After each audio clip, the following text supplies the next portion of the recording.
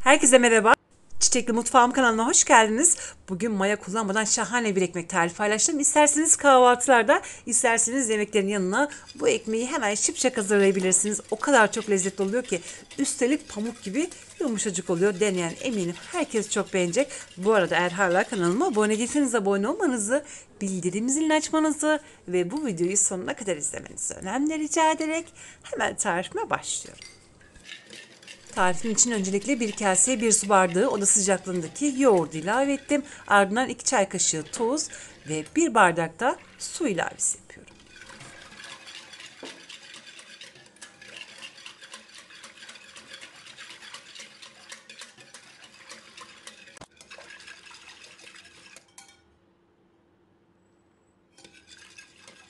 Hepsini güzelce karıştırdıktan sonra bir paket kabartma tozu ilavesi yaptım.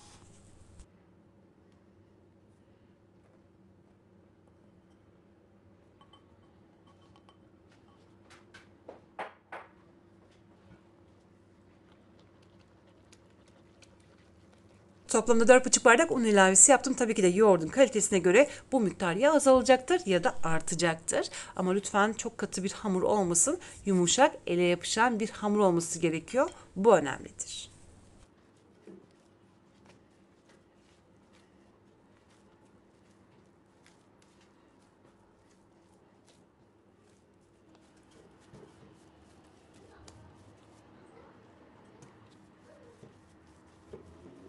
Evet, görmüş olduğunuz gibi hamur ele yapışan yumuşak bir hamur oldu. Çok da fazla ele yapışan bir hamur olmasına gerek yoktur. Bu oran yeterlidir. Hamuru yaklaşık olarak 6 veya 7 dakika boyunca güzelce yoğurdum. Şöyle bir yemek kaşığı kadar sıvı yağ ilavesi yaptım. Ellerimle rahat toplayabilmek için. Görmüş olduğunuz gibi hamurun kıvamı çok güzel oldu. Şimdi hemen tezgaha alıp bu hamuru 10 eşit bezeye ayıracağım. Eğer tabii ki de tavanız küçükse 11 veya 12 eşit bezeye de ayırabilirsiniz.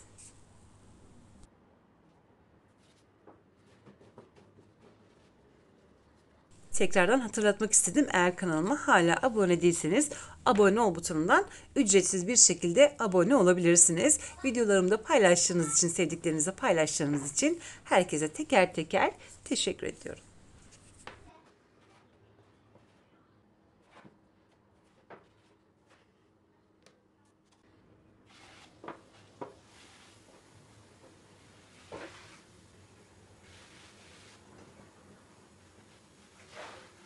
Undan yardım alarak toplamda 10 eşit bezeye ayırdım.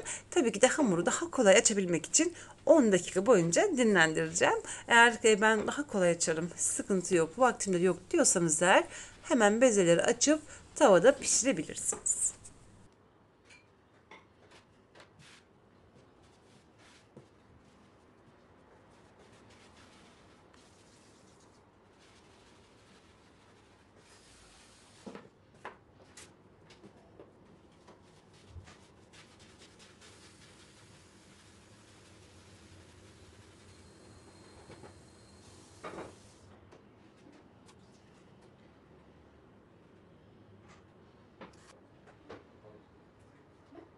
Sadece 10 dakika boyunca bu bezeleri dinlendireceğim. Altını unladım. Üstünü de şimdi hemen unlayıp nemlenmesi için, kolay açabilmek için hemen bir poşet geçiriyorum ve toplamda sadece 10 dakika boyunca bu bezeleri dinlendireceğim. Ardından seri bir şekilde pişirmeye hemen başlayacağım.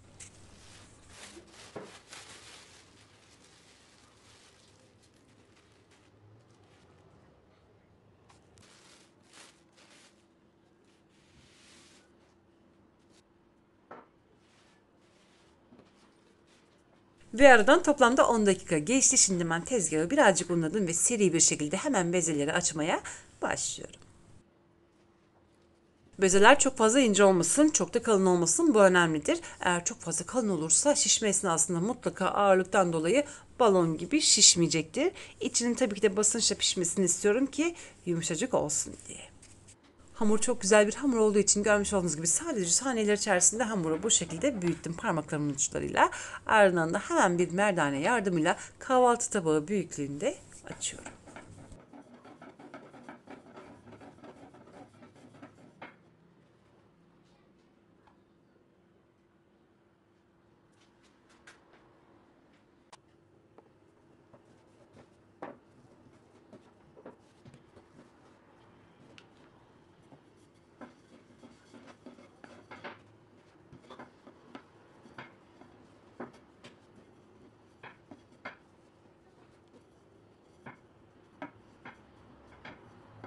Bu arada açmış olduğum bezeleri ben hemen seri bir şekilde tavada pişireceğim. O yüzden de hepsini açacağım. Ardından da pişirme işlemine başlayacağım. Hemen şunu belirtmek isterim ki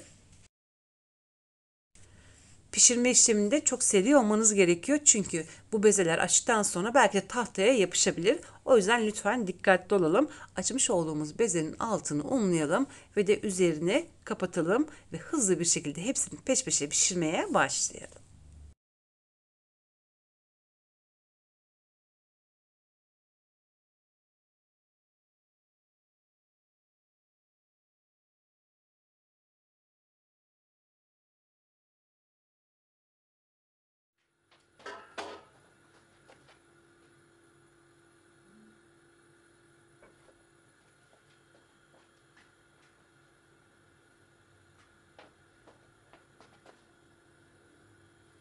Bezelerin tamamını hızlı bir şekilde açtım ve şimdi hemen pişirme işlemine başlıyorum. Tavanın altını açtım. Şu anda ocağın en büyük gözünde ve yüksek ateşte.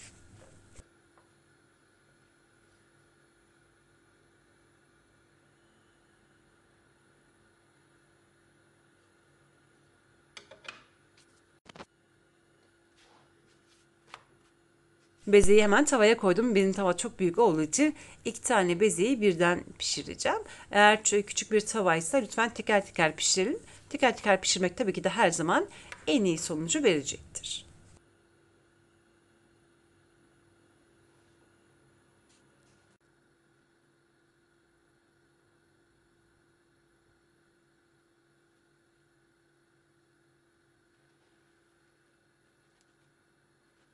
Yüksek ateşte olduğu için görmüş olduğunuz gibi bezeler şişmeye başladı. Şiştikten sonra artık daha fazla tavada kalmasına gerek yoktur. Hemen tavadan alabilirsiniz.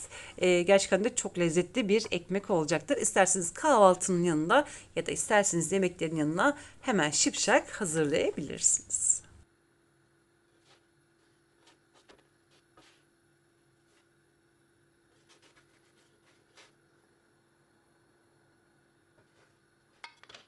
3-4 tane ekmek pişirdikten sonra hemen ardından lütfen tavayı silelim. Çünkü mutlaka tavaya dökülen unlar olacaktır.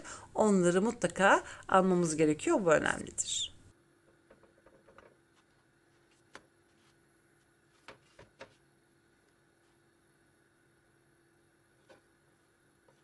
Pişen bezeleri hemen tavadan aldıktan sonra üst üste koyacağım ki yumuşacık olsun diye. Bu arada hemen şunu belirtmek isterim ki içinde maya olmadığı için yiyeceğiniz kadar hemen yapmanızı tavsiye ediyorum. Çok fazla zamanınızı almıyor.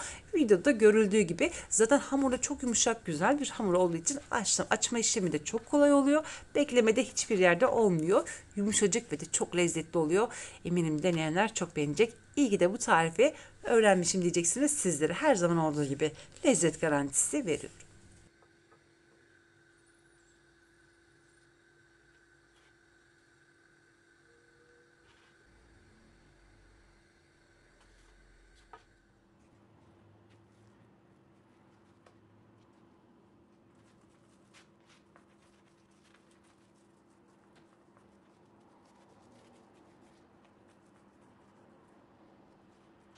Ve artık bezeleri pişirdim, görmüş olduğunuz gibi şahane oldular. İsterseniz tereyağı ile servis edin veya da zeytinyağı ile servis edin. Ben zeytinyağıyla bu ekmeği daha da yakıştırıyorum. Gerçekten de çok lezzetli oluyor. Hemen anında masaya alabilirsiniz. Hem böyle yumuşacık oldu hem de çok lezzetli oldu. Güvenle bu tarifi deneyebilirsiniz.